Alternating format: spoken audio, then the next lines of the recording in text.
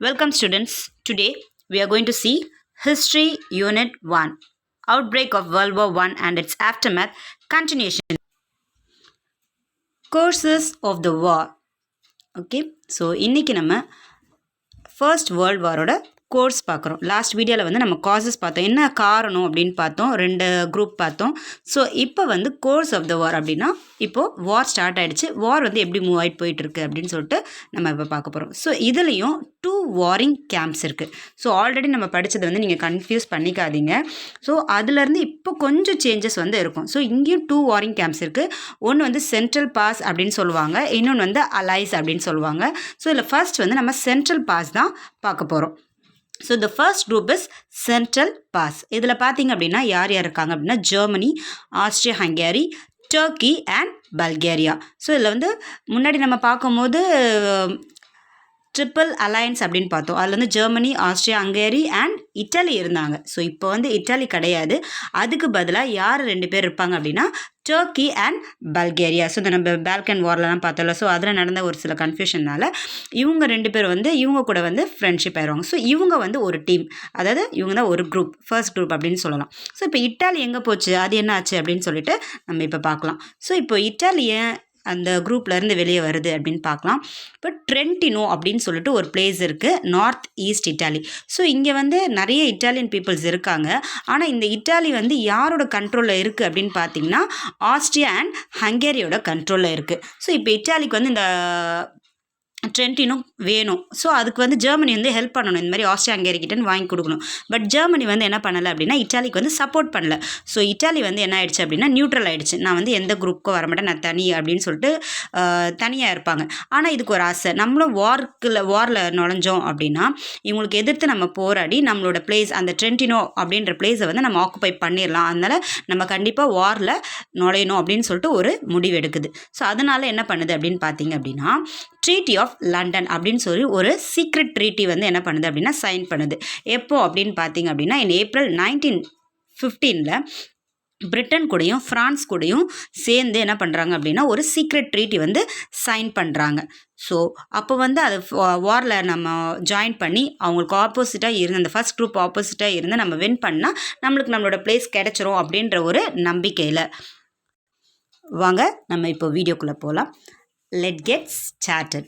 So, causes of the war. 2 warring camps. First one is Central Pass. The warring nations were divided into 2. The Central Pass consisted of Germany, Austria-Hungary, Turkey and Bulgaria. Italy, which was earlier with Germany and Austria, had left as an attempt to recover Trentino in northeast Italy, where Italians lived in majority but remained as part and parcel of Austria-Hungary, was not supported by Germany. Italy remained a neutral country when the war broke out, but it decided to enter the war hoping to gain the territory in the northeast. So, Britain, France and Italy signed the Secret Treaty of London in April 1915, by which Italy agreed to enter the war against the Central Pass in return for this territory after the war. Now let's see the second group. So second group யார் அப்படின்னு சொன்னால் Alice அப்படின்னு சொல்லுவோம், அதாவது friends எல்லோரும் சேர்ந்து ஒரு group, அதான் அலைஸ் அப்படின்னு சொல்லுவோம். ஸோ இதில் பார்த்தீங்கன்னா டோட்டலாக 9 கண்ட்ரிஸ் வந்து என்ன பண்ணியிருப்பாங்க, ஒன்றா சேர்ந்து அந்த ஃபர்ஸ்ட் குரூப்க்கு ஆப்போசிட்டாக எழும்புவாங்க. அவங்க யார் அப்படின்னு பார்த்தீங்கன்னா Russia, France, Britain, Italy, US, Belgium, Serbia, Romania and Greece. So இவங்க வந்து பார்த்திங்கன்னா இந்த ஃபஸ்ட்டு 3 கண்ட்ரிஸ் பார்த்துருப்பீங்க, ரஷ்யா, ஃப்ரான்ஸ், பிரிட்டன். இவங்க வந்து ஆக்சுவலாக நம்ம வந்து இதில் பார்த்தோம், ட்ரிப்பிள் என்டென்ட்டில் பார்த்தோம். ஸோ இந்த குரூப்போட சேர்றாங்க. யார் சேர்றாங்க, ட்ரிப்பிள் அலையன்ஸில் இருக்கக்கூடிய இட்டலி வந்து இவங்க கூட ஜாயின் ஆகிடுறாங்க. அப்புறம் யூஎஸ்ஏ ஜாயின் ஆகிடுறாங்க. அப்புறம் பெல்ஜியம், செர்பியா, ரொமானியா, கிரீஸ், இவங்க எல்லாருமே சேர்ந்து ஒரு 9 கண்ட்ரிஸ் சேர்ந்து ஒரு செகண்ட் குரூப்பாக என்ன பண்ணுறாங்க, அவங்களுக்கு ஆப்போசிட்டாக எழும்புறாங்க. 9 states that opposed the Central Powers were Russia, France, Britain, Italy, the United States, Belgium, Serbia, Romania and Greece. Romania and Greece declared war on the Central Powers in 1916 and 1917 respectively, but played little part in the war. Most Americans wanted their country remain neutral, and so in the first 3 years the United States gave only moral support and valuable materials aid to Britain and France. So இப்போ பார்த்தீங்க அப்படின்னா அமெரிக்காவை பொறுத்த வரைக்கும் ரொம்ப involve ஆகல இந்த வாரில். ரொமானியாவும் கிரீஸ் மட்டும்தான் வார் வந்து டிக்ளேர் பண்ணியிருந்தாங்க சென்ட்ரல் பவர்ஸ்க்கு ஆப்போசிட்டாக. ஆனால் வந்து ரொம்ப நிறையலாம் சண்டை போடல, லைட்டாக தான் அவங்க ரொம்ப கம்மியான சண்டை தான் போட்டுட்டு இருந்தாங்க. ஸோ அமெரிக்காவும் இவருக்கு வந்து American countries most of the countries வந்து சண்டை விரும்பலை, ஸோ நியூட்ரலாகவே இருக்கணும் அப்படின்னு நினச்சிட்டு இருந்தாங்க. ஸோ ஃபஸ்ட்டு 3 இயர்ஸ் பார்த்திங்க அப்படின்னா யுனைடெட் ஸ்டேட்ஸ் வந்து எந்த ஒரு வார்லையும் உள்ள நுழையவே இல்லை. சும்மா அவங்க வந்து என்ன பண்ணிட்டு இருந்தாங்க, ஒரு மாரல் சப்போர்ட் தான் கொடுத்துருந்தாங்க. யாராவது சண்டை போட போனாங்கன்னா அவங்களுக்கு தேவையான பொருளோ இல்லைனா அவங்களால முடிஞ்ச இண்டஸ்ட்ரியலைஸ்டு திங்ஸ் எது தான் கொடுத்துட்டு இருந்தாங்க அப்படின்னு சொல்லிட்டு நம்ம பார்க்குறோம். ஹிசாஸ் Nicholas II of Russia. So இவர் வந்து என்ன பண்ணுவார் அப்படின்னு பார்த்தீங்கன்னா பீஸ்க்காக கொஞ்சம் ட்ரை பண்ணுவார். ஸோ ஹோலாண்டில் ஹாக் அப்படின்ற ஒரு பிளேஸில் வந்து 2 டைம்ஸ் வந்து ட்ரை பண்ணுவார், மாதிரி பீஸ் சைன் பண்ணணும், பீஸ் நம்ம வந்து சண்டை போடக்கூடாது, ஆனால் அது வந்து ஃபெயில் ஆயிரும், அதான் சொல்லியிருப்பாங்க. சாஸ் abortive attempts for peace. Tsar Nicholas II of Russia suggested to the past that they meet together to bring about an era of universal peace. In response, 2 peace conferences were held at The Hague in Holland in 1899 and 1907, but in vain. So the next paragraph is war in Western or French front. So இப்போ Western and French ஃப்ரண்ட்டில் war எப்படி போயிட்டுருக்கு அப்படின்னு பார்க்கலாம். Germany steamrolled and smashed the resistance of the people of Belgium. So Germany என்ன பண்ணுறாங்க, Germany group 1, so Belgium group 2. So Germany peoples என்ன பண்ணுறாங்க, வார் என்ன பண்ணுறாங்க அப்படின்னா பெல்ஜியம் பீப்புளை வந்து என்ன பண்ணிடுறாங்க, ஸ்மாஷ் பண்ணிடுறாங்க. On the side of the allies the burden of the fighting fell on the French army. So இவங்களுக்கு ஹெல்ப் பண்ணுறதுக்காக ஃப்ரெஞ்ச் ஆர்மி, அதாவது குரூப் 2 ஃப்ரெஞ்ச் ஆர்மியோனா என்ன பண்ணுறாங்க, வாரில் இறங்க வேண்டியதாக இருக்குது. ஸோ ஆல்மோஸ்ட் பாரிஸ் பார்த்திங்க அப்படின்னா இந்த சண்டையில் ஃபுல்லாக என்ன பண்ணிடுது, ஆல்மோஸ்ட் டூம்ட் அப்படின்னு சொல்கிறாங்க, அழிக்கப்படுது most of the place. Now let's see battles of Tannenberg and மான். ஸோ இப்போது டெனன்பர்கில் என்ன நடக்குது அப்படின்னு சொல்லிட்டு பார்க்கலாம். Meanwhile Russia forces invaded East Prussia. Germany defeated them decisively at the battle of மான். ஸோ என்ன ஆகுது அப்படின்னு பார்த்தீங்கன்னா ரஷ்யா வந்து ஈஸ்ட் பிரஷ்யா வந்து இன்வைட் பண்ணுறாங்க. ஸோ இதுக்கு ஆப்போசிட் ரஷ்யா வந்து யார், குரூப் 2. ஸோ இப்போது குரூப் 1 சேர்ந்த ஜெர்மனி என்ன பண்ணுறாங்க, இவங்களுக்கு ஆப்போசிட்டாக வந்து டிஃபீட் பண்ணிடுறாங்க அட் த பேட்டில் ஆஃப் மான். எப்போது, ஏர்லி செப்டம்பர் 1914.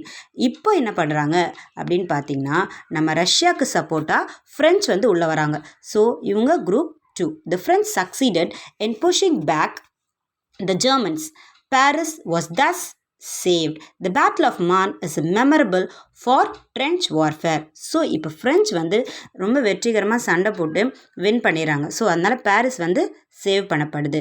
ஸோ இது வந்து என்ன சொல்கிறாங்க, இந்த பேட்டில் ஆஃப் மான் வந்து எதுக்கு ஒரு மெமரபிள் சொல்கிறாங்க அப்படின்னா ட்ரென்ச் வார்ஃபேர் அப்படின்னு சொல்கிறாங்க. ஸோ ட்ரென்ச் வார்ஃபேர்னா என்ன அப்படின்னு சொல்லிட்டு உங்களுக்கு ப்ராக்கெட்டில் டீட்டெயில்டாக கொடுத்துருக்காங்க. ஸோ இந்த ப்ராக்கெட்டில் இந்த பாக்ஸில் இருக்கிறது தான் உங்களோட 4th short answer. So what is mean by trench warfare?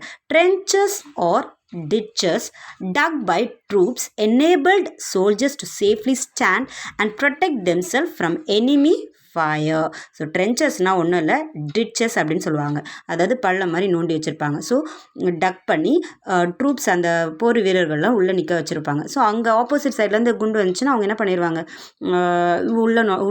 உள்ளே போயிடுவாங்க. ஸோ அப்போ வந்து இவங்க ஷூட் பண்ணும்போது மேலே எழுந்து ஷூட் பண்ணுவாங்க. அந்த பிக்சரில் அவங்களுக்கு வந்து கிளியராக கொடுத்துருக்காங்க பாருங்கள், இதான் அந்த டிச்சஸ் அப்படியே பள்ளம் நோண்டி வச்சுருப்பாங்க. இது வந்து ஜிக்ஸாக்காக இருக்கும். ஓகே, ஸோ இதை தான் சொல்லியிருக்காங்க. So once again I am reading, listen carefully because this is your short answer. Trenches or ditches dug by troops enabled soldiers to safely stand and protect themselves from enemy fire. The main lines of trenches were connected to each other and to rear by a series of linking trenches through which food, ammunition, fresh troops, mail and orders were delivered. So எதுக்காக அப்படின்னா இப்போ வந்து சண்டை போட்டுகிட்டே இருப்பாங்க.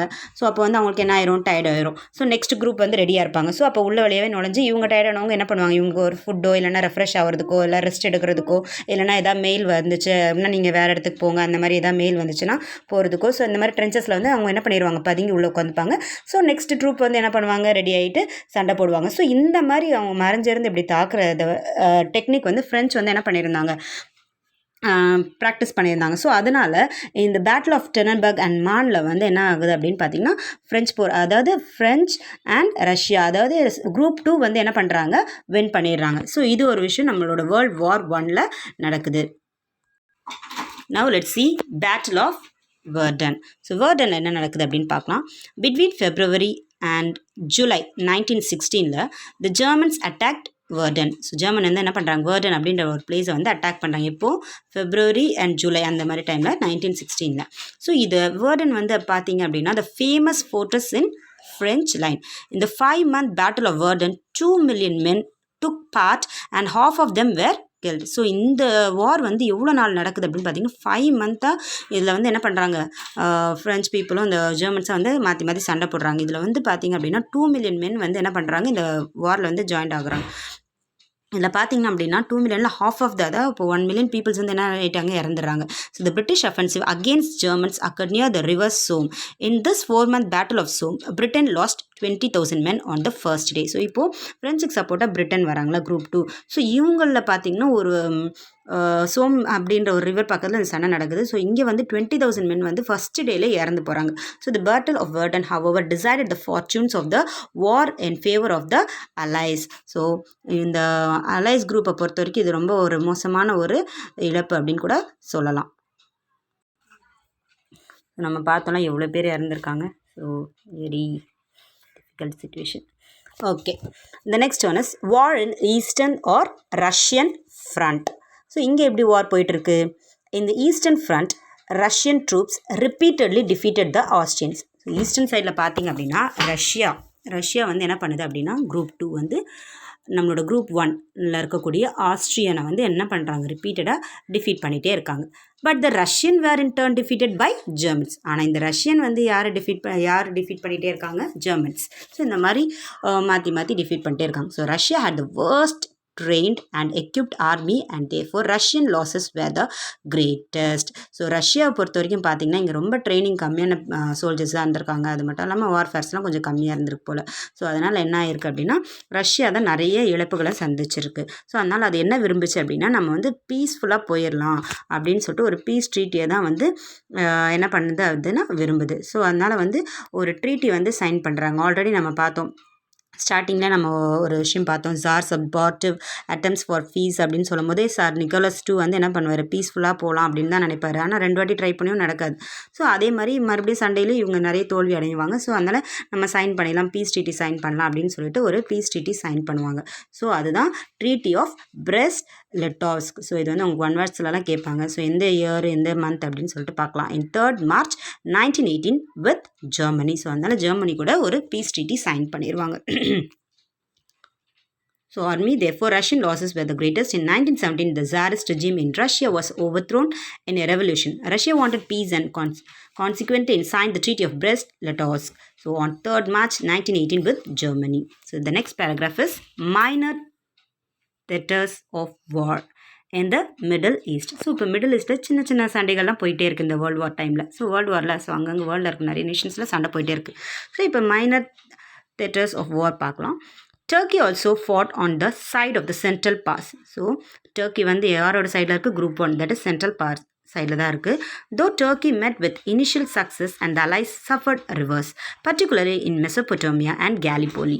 Ultimately, Turkey was defeated. The Turks tried to attack Suez Canal but were repulsed. Britain attacked Turkey in Iraq and later in Palestine and Syria. So சின்ன சின்ன சண்டைகள் நடந்துட்டு இருக்கு. ஸோ இதில் வந்து டர்க்கி வந்து பிரிட்டனுக்கு அகேன்ஸ்டாக போகிறாங்க. ஸோ ஆனால் வந்து இதில் வந்து இவங்க தோத்துடுறாங்க. ஏன்னா பிரிட்டன் வந்து திருப்பி இவங்களை தாக்கி இந்த பிளேசஸ்லாம் பாலஸ்டைன் சிரியா இதெல்லாம் வந்து எடுத்துடுறாங்க. Now in the far east பொறுத்த வரைக்கும் பார்த்தீங்கன்னா சைனா ஜப்பானை பற்றி சொல்லியிருப்பாங்க. So China also join the allies. So இப்போ சைனாவும் யார் கூட எந்த குரூப் கூட ஜாயின் ஆகிறாங்க, குரூப் 2 கூட சேர்ந்துடுறாங்க, அலைஸ் கூட சேர்ந்துடுறாங்க. Japan was able to capture the province of Kiaochow given by the Germans to China in the province of Shandong. There was no war in the Far East. Japan made use of the occasion to threaten China into ceding valuable concession and privileges. So இந்த சைடில் பார்த்தீங்கன்னா பெருசாக ஒன்றும் சண்டை கிடையாது. இருந்தாலும் German வந்து China கொடுத்துருந்த அந்த காச்சோ வந்து என்ன பண்ணுறாங்க அப்படின்னா ஜப்பான் வந்து வாங்கிலாம், ஏன்னா இங்கே தான் சண்டையிலே நம்ம எப்படியாவது இது த்ரெட்டன் பண்ணலாம் அப்படின்னு சொல்லிட்டு அங்கே சின்ன சின்ன சண்டை தான் போயிட்டுருக்கு. இப்போது பால்கன்ஸ் பார்க்கலாம். இந்த Balkans the Austro-German army in coordination with Bulgaria crushed Serbia. Serbia came under German rule. Romania watched the course of war and in August 1916 joined the Allies. Romania also passed under Austro-German occupation. So in the Austro-German army is coordination with Bulgaria crushed Serbia. So இப்போ ஆஸ்ட்ரோவும் ஜெர்மனும் சேர்ந்து இதோடு சேர்றது யார்? Bulgaria. இவங்க எல்லாருமே வந்து group 1 தான். So இவங்க எல்லாரும் சேர்ந்து குரூப் 2 இருக்கக்கூடிய செர்பியா வந்து என்ன பண்ணிடுறாங்க? க்ரஷ் பண்ணிடுறாங்க. So Serbia came under German rules. இப்போ ஜெர்மன் ரூலுக்கு அண்டரில் செர்பியா வந்துச்சு. So Romania was the course of the war and in August 1916 join the allies. So இதை பார்த்துட்டு இருந்த ருமேனியா என்ன பண்ணுது அப்படின்னு பார்த்தீங்கன்னா அலைஸ் கூட போய் ஜாயின் ஆயிடுது. ஆனாலும் வேறு வழி இல்லாமல் Romania also pass under Austro German occupation. So next one is fate of colonies of German in Africa. So இதில் என்ன சொல்லியிருக்காங்க அப்படின்னு பார்த்தீங்கன்னா நம்மளோட ஆஃப்ரிக்காவில் வந்து ஜெர்மன் வந்து என்ன பண்ணியிருந்தாங்க? காலனிஸ் வந்து ஆக்குபை பண்ணி வச்சுருந்தாங்க. ஸோ ஆனால் அங்கே வந்து என்ன நடக்குது, என்ன இஷ்யூ நடக்குது அப்படின்னு பார்க்கலாம். The German colonies in western and eastern Africa were also attacked by the allies. So இங்கே வந்து என்ன ஆகுது அப்படின்னு பார்த்தீங்கன்னா ஜெர்மனோட பிளேசஸ் காலனிஸ் வந்து ஆஃப்ரிக்காவில் இருக்குல்ல. ஸோ இங்கே வந்து அலைஸ் பீப்புள் இருக்காங்க அந்த 9 கண்ட்ரிஸ், அவங்க வந்து என்ன பண்ணிடுறாங்க? அட்டாக் பண்ணுறாங்க, இவங்க எடுத்துக்கலாம் அப்படின்னு சொல்லிட்டு. as these colonies were quite far from Germany, they could not receive any immediate help and therefore surrendered to the allies. So Germany வந்து ஐயோ இவங்க நம்மளோட பிளேஸ் வந்து இவங்க ஆக்குபை பண்ண போயிட்டாங்க, நம்ம எப்படியாவது நம்ம ஹெல்ப் பண்ணலாம் அப்படின்னு சொல்லிட்டு பார்த்துட்டு இருக்க டைமில் இவங்களுக்கு வந்து ரொம்ப தூரமாக இருந்திருக்கு ஆஃப்ரிக்கா. ஸோ இது வந்து எதாவது ஹெல்ப் பண்ணலாம் அப்படின்னு நினைக்கிறதுக்கு முன்னாடி இவங்க வந்து என்ன பண்ணிடுறாங்க? இவங்களோட பிளேஸை வந்து அலைஸ் வந்து அவங்க அண்டரில் கொண்டு வந்துடுறாங்க. The next last is Italy falls to Austrian onslaught. So Italy formally join the allies in the war in May 1916. So எல்லாருக்குமே தெரியும் இட்டலி வந்து நம்ம அலைஸ் குரூப் கூட ஜாயின் பண்ணிட்டாங்க அப்படின்ட்டு. Italians were fighting with the Austrians and continue to sustain the resistance. But when the Germans came the Austrians help the Italians collapsed. So Italy வந்து அதோட பிளேஸை மீட்கிறதுக்கு தான் ஆக்சுவலாக அலைஸ் கூட வந்து ஜாயின்ட் ஆகும். ஸோ ஆகிட்டு ஆஸ்ட்ரியா கூட எப்போவுமே சண்டை போட்டே இருந்தது அவங்களோட பிளேஸை வந்து ஆக்குபை பண்ணி வைக்கணும் அப்படின்னு சொல்லிட்டு. பட் வந்து ஆஸ்ட்ரியாவுக்கு வந்து ஜெர்மனி ஹெல்ப் பண்ணி இட்டாலியை வந்து என்ன பண்ணிடுச்சு? துரத்திடுச்சு. ஸோ இட்டாலி வந்து ஃபுல்லாக கொலாப்ஸ்ட் ஆயிடுச்சு. Now let's see the central past victories. So central powers யார் அப்படின்னு சொல்லிட்டு உங்களுக்கே தெரியும். Germany, Austria Hungary, Turkey and Bulgaria. So இவங்க தான் குரூப் 1. ஸோ இவங்க வந்து எவ்வளோ பிளேசஸ் எல்லாம் சக்ஸஸ்ஃபுல்லாக ஆக்குபை பண்ணியிருக்காங்க அப்படின்னு சொல்லிட்டு தான் நம்ம இப்போ பார்க்க போகிறோம். Central victories. The Central Powers successfully occupied Belgium and a part of France in the northeast, Poland, Serbia and Romania. So சக்ஸஸ்ஃபுல்லாக இந்த வேர்ல்டு வார் 1ல் இவ்வளோ நாள் சண்டை போட்டு இந்த பிளேசஸ் எல்லாமே யாரோட கண்ட்ரோலில் வந்திருக்கு? குரூப் 1, அதாவது சென்ட்ரல் பவர்ஸோட கண்ட்ரோலில் வந்துருச்சு. The epicenter of the struggle was the Western Front and the seas. As the Allies controlled the sea routes, they cut off the supply of food and other materials reaching the central pass. So இப்போ தான் முக்கியமான நம்ம ஒரு கிளைமேக்ஸ்குள்ளே enter ஆகிறதுக்கு ஒரு பெரிய ஒரு விஷயத்துக்குள்ளே வரப்போகிறோம். Listen carefully. ஸோ என்ன சொல்லியிருக்காங்க அப்படின்னு பார்த்தீங்கன்னா முக்கியமான ஒரு விஷயமே அந்த வெஸ்டர்ன் ஃப்ரண்ட்டும் அந்த சீஸ் தான். ஸோ இப்போ இந்த அலைஸ் அந்த 9 கண்ட்ரிஸ் இருக்காங்களா குரூப் 2, இவங்க என்ன பண்ணுறாங்க அப்படின்னா சீ ரூட் எல்லாத்தையும் இவங்களோட கண்ட்ரோலில் கொண்டு வந்துட்டு அந்த சென்ட்ரல் பவர்ஸ்க்கு போகக்கூடிய ஃபுட்டு அதர் மெட்டீரியல்ஸ் எல்லாத்தையும் என்ன பண்ணிடுறாங்க? ஸ்டாப் பண்ணிடுறாங்க. ஸோ சீ ரூட்டை ஃபுல்லாக பிளாக் பண்ணிடுறாங்க. ஸோ அதனால் ஜெர்மனுக்கு என்ன வருது அப்படின்னு பார்க்கலாம். In Germany and Austria women and children suffered from hunger and privation. So அதனால் ஜெர்மனில் இருக்கக்கூடிய அப்பாவி மக்கள், ஜெர்மனி அண்ட் ஆஸ்ட்ரியாவில் இருக்கக்கூடிய அப்பாவி மக்கள் தான் ரொம்ப பாதிக்கப்படுறாங்க. ஸோ மெயினாக அந்த விமன் சில்ட்ரன் எல்லாமே பசியிலையும் பட்னிலையும் வந்து ரொம்ப கஷ்டப்படுறாங்க. சாப்பாடுக்கே வழி இல்லாமல் அவங்களுக்கு தேவையான பொருட்கள், அடிப்படை பொருட்கள் எதுவுமே கிடைக்காம ரொம்ப கஷ்டப்படுறாங்க. ஸோ இதெல்லாம் பார்த்துட்டு இருந்த ஜெர்மனிக்கு வந்து கோவம் வருது. நீங்கள் சீ ரூட்டை தானே லாக் பண்ணி வச்சுருக்கீங்க, நாங்கள் வந்து ஏர் வழியாக அதாவது வான்வழி தாக்குதல் பண்ணி உங்களை நாங்கள் எல்லாமே கொலாப்ஸ் பண்ணுறோம் பாருங்கள் அப்படின்னு சொல்லிட்டு என்ன பண்ணுறாங்க அப்படின்னா Germany attacked England by air. Bombs were thrown on London and places where there were major factories. Later, aeroplanes were used for targeting civilian population. The Germans introduced poisonous gas and soon both sides restored to its use. So என்ன சொல்லியிருக்காங்க அப்படின்னு பார்த்தீங்கன்னா இவங்க வான்வெளி தாக்குதலில் என்ன பண்ணுறாங்க? இறங்குறாங்க. யார்? ஜெர்மனி. ஸோ ஜெர்மனி வந்து என்ன பண்ணுறாங்க? இங்கிலாண்டை வந்து என்ன பண்ணுறாங்க? தாக்குறாங்க. ஸோ லண்டனில் இருக்கக்கூடிய பெரிய பெரிய ஃபேக்ட்ரிஸ் எல்லாத்துலேயும் வந்து என்ன பண்ணுறாங்க? பாம்ஸ் வந்து யூஸ் பண்ணுறாங்க. ஏரோப்ளேன் மூலமாக வந்து தாக்குதல் நடத்துகிறாங்க. ஸோ மெயினாக வந்து சிவிலியன் பாப்புலேஷன் வந்து என்ன பண்ணுறாங்க? அவங்க டார்கெட் பண்ணி அந்த பீப்புள்ஸை வந்து அழிக்கிறாங்க. ஸோ அது மட்டும் இல்லாமல் மெயினாக ஒரு முக்கியமான விஷயம் என்ன பண்ணுறாங்க இந்த வாரில் அப்படின்னு பார்த்தீங்கன்னா பாய்சனஸ் கேஸ் அதை வந்து ரெடி பண்ணி அந்த மக்களை வந்து மூச்சு திணறபடி, அதாவது அங்கே இருக்கக்கூடிய அந்த சோல்ஜர்ஸ் எல்லாம் மூச்சு திணறி சாகிற மாதிரி மயக்கம் அடித்து விழுற வரைக்கும் அந்த மாதிரி என்ன பண்ணுறாங்க, அந்த பீப்புள்ஸ் வந்து ரொம்ப டார்கெட் பண்ணி டார்ச்சர் பண்ணுறாங்க. யார்? Germany, group 1. இப்போ தான் நம்ம வேர்ல்ட் வார் 1 கிளைமேக்ஸ் கூட நுழைய போகிறோம். ஸோ முக்கியமான ஆள் வந்து உள்ளே வரப்போகிறாங்க. ஸோ அதோட வார் வந்து முடிய போகுது. So let's see. Naval battles and America's entry into the war. So இப்போது ஒரு கிரேட் என்ட்ரி, அமெரிக்காவோட என்ட்ரி உள்ளே வருது. So let's see. In 1916 a naval battle, that is Battle of Jutland, so கடல் வழியில் ஒரு பெரிய சண்டை நடக்குது, had taken place in the North Sea. The British won the battle. இந்த பேட்டிலில் யார் வின் பண்ணுறாங்க அப்படின்னு பார்த்தீங்கன்னா பிரிட்டிஷ் பீப்புள். குரூப் 2 வந்து என்ன பண்ணுறாங்க, வின் பண்ணுறாங்க. அப்போ குரூப் 1 சும்மா இருப்பாங்களா, என்ன நடக்குதுன்னு பார்க்கலாம். Thereafter, Germany started their submarine warfare and their cruisers went roaming about. So என்ன ஆகுது அப்படின்னு பார்த்தீங்கன்னா நம்மளோட பிரிட்டிஷ் வின் பண்ணனால ஜெர்மனிக்கும் வருது. ஸோ இப்போ வந்து அவங்க என்ன ஒரு இன்ட்ரடியூஸ் பண்ணுறாங்கன்னா சப்மரைன், நீர்மூழ்கி கப்பல். நீங்கள் எல்லாமே கேள்விப்பட்டிருப்பீங்க. ஸோ அந்த நீர்மூழ்கி கப்பலில் வார்ஃபேர் வச்சு என்ன பண்ணுறாங்க அப்படின்னா அவங்க வந்து க்ரூஷியர்ஸ் அப்படின்னு பார்க்கும்போது large fast ship used in war அப்படின்னு சொல்லுவோம். ஸோ இதில் படுக்கை வசதியெல்லாம் கூட இருக்கும், வார் உள்ள சோல்ஜர்ஸ் ரெஸ்ட் கூட எடுத்துக்கலாம், அந்த மாதிரிலாம் இருக்கும். ஸோ இதை வந்து ரோம் பண்ண விடுறாங்க அந்த கடல் உள்ள. So interfering with the shipping of the allies. So யாராவது அலைஸ் பீப்புளோட ஷிப் வந்து உள்ளே வருதா அப்படின்னு சொல்லிட்டு கடல் அடியில் ரோம் பண்ண விடுறாங்க. யார்? Germany. On these was the famous Emden which bombarded Madras. As a countermeasure to the blockade, the Germans proclaimed in January 1970 that they would sink even neutral ship in certain waters.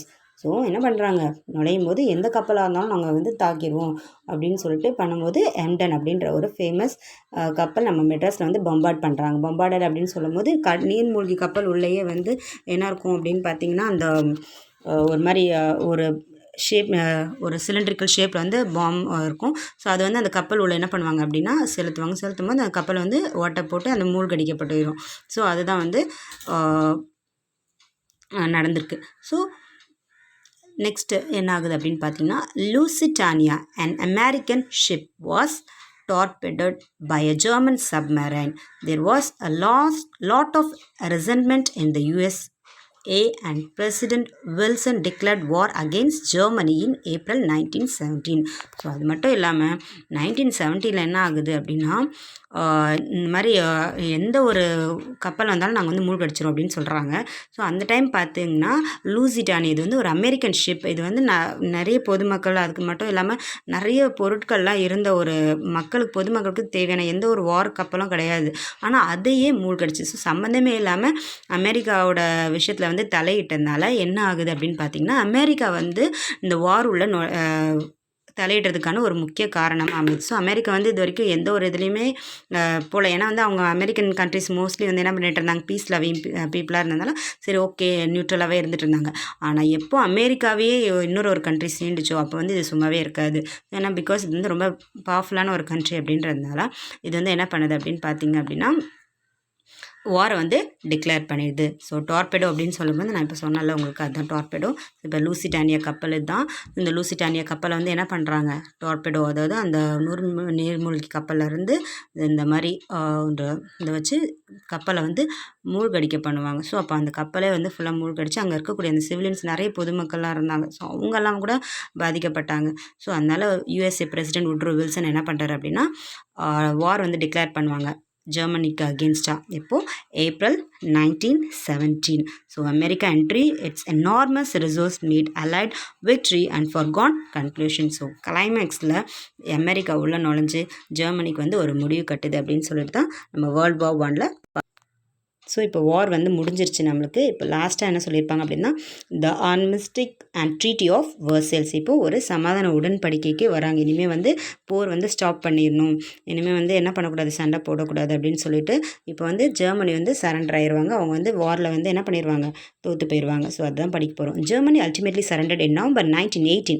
The armistice took effect from 11 November 1918. Germany was forced to accept harsh terms by the political situation at home. With the abdication of the Kaiser William So, the peace conference in Paris. The peace conference opened in Paris in January 1919, 2 months after the signing of the armistice. Woodrow Wilson, USA, Lloyd George, Prime Minister of England, and Clement Chou, Prime Minister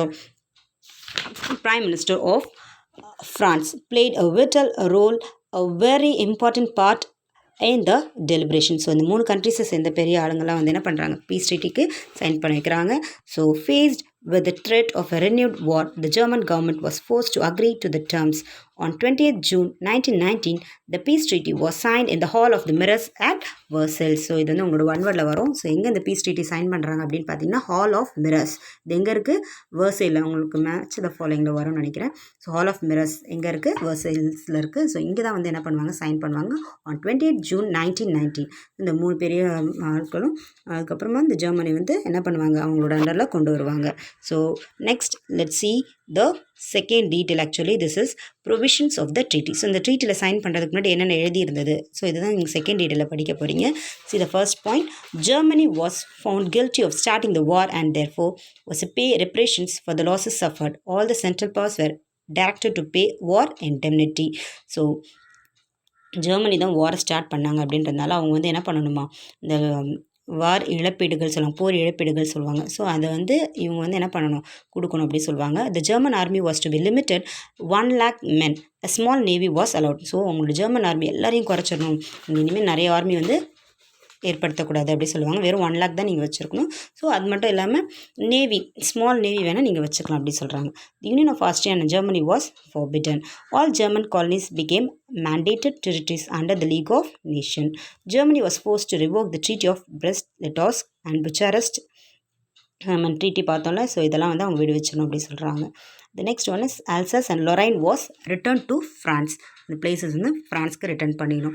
The former Russian territory of Finland, Estonia, Latvia and Lithuania were to be independent.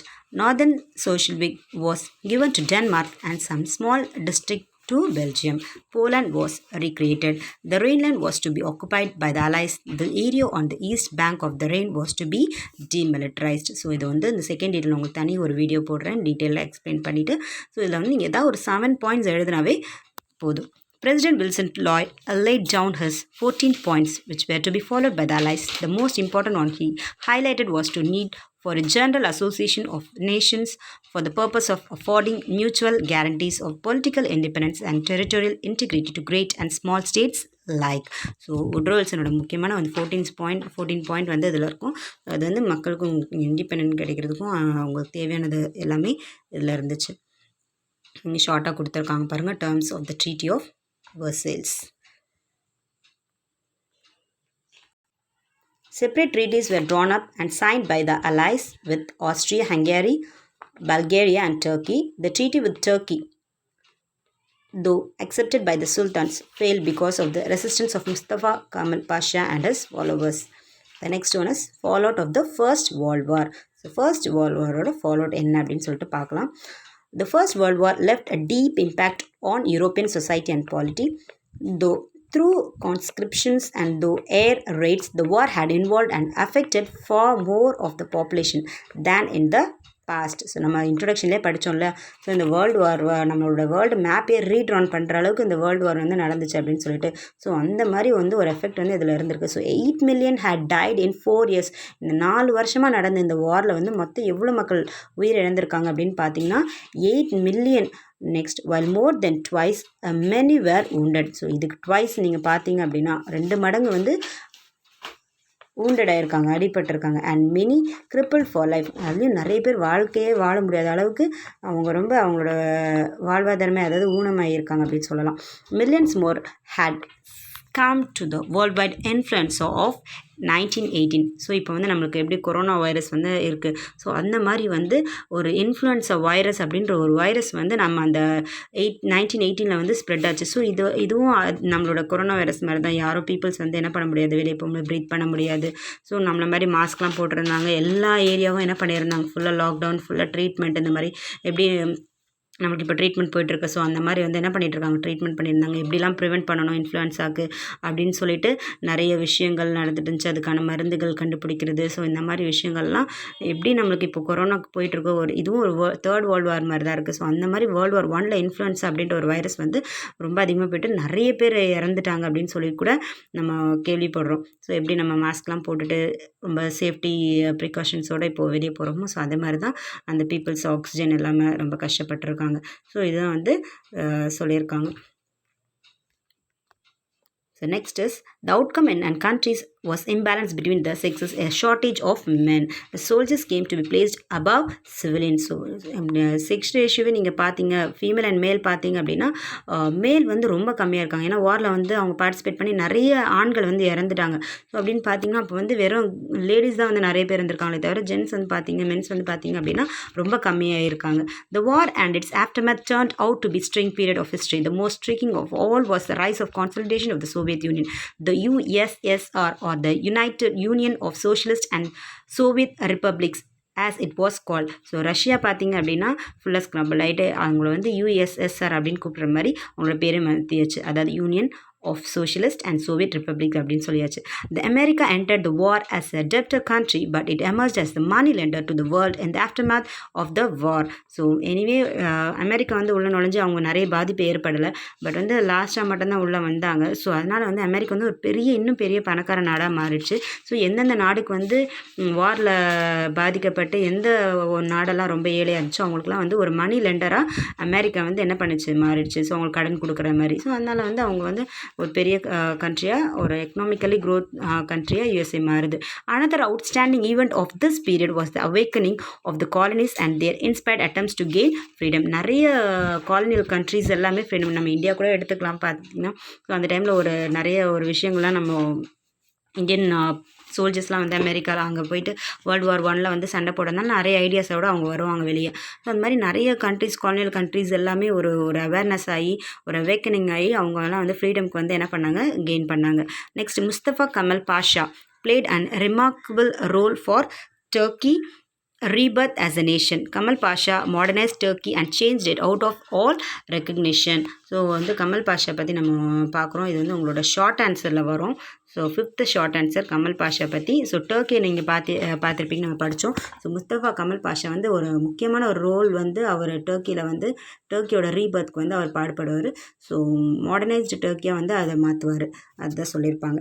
Next is impact on India. So world war 1ல் இந்தியாவோட impact எப்படி இருந்தது, India வந்து Indian peoples வந்து வாரில் வந்து join பண்ணாங்களா அப்படின்னு சொல்லிட்டு தான் நம்ம பார்க்க போகிறோம். So it's a last. So British people தானே நம்மளோட இந்தியா வந்து கண்ட்ரோல் பண்ணி நம்மளோட நாட்டை வந்து ஆட்சி செஞ்சுட்டு இருந்தாங்க. ஸோ அப்போ வார் நடக்கும்போது பிரிட்டனும் அங்கே இருந்தது, ஸோ இங்கிலாண்டும். ஸோ நம்ம இந்தியாவிலேருந்து இந்தியன்ஸ் வந்து என்ன பண்ணாங்க அப்படின்னா வாரில் வந்து பார்ட்டிசிபேட் பண்ணாங்க. ஸோ அது மட்டும் இல்லாமல் நிறைய நம்ம மணி கொடுத்துருக்கோம். ஸோ நம்மளோட சோல்ஜர்ஸ் எல்லாரையுமே வந்து நம்ம அவங்களுக்கு கொடுத்துருக்கோம். ஸோ அதனால் வந்து நிறைய ஹெல்ப் வந்து இந்தியன் பீப்புள் வந்து நம்மளோட பிரிட்டிஷ் பீப்புளுக்கு கொடுத்துருக்காங்க அப்படின்னு சொல்லிட்டு தான் லாஸ்ட் பேராகிராஃபில் உங்களுக்கு டீட்டெயிலாக கொடுத்துருப்பாங்க. ஸோ இதை நீங்கள் ரீட் பண்ணி பார்த்தீங்கன்னா உங்களுக்கே புரிஞ்சிடும். ஸோ சில்ட்ரன் உங்களுக்கு எல்லாருக்குமே ரொம்ப புரிஞ்சிருக்கும்னு நினைக்கிறேன். ஸோ புரியலன்னா 2 times or 3 times இந்த வீடியோ பாருங்கள். ஸோ நல்லா புரியும். புக்கையும் வந்து நீங்கள் நல்லா ரீட் பண்ணி பாருங்கள். So the first world war 20th July 1914 start ஆனது. 11th November 1918 தான் எண்ட் ஆயிருக்கு. So I hope you all have understood. So thank you for your cooperation to watch this video. Let's meet in the next video. Thank you.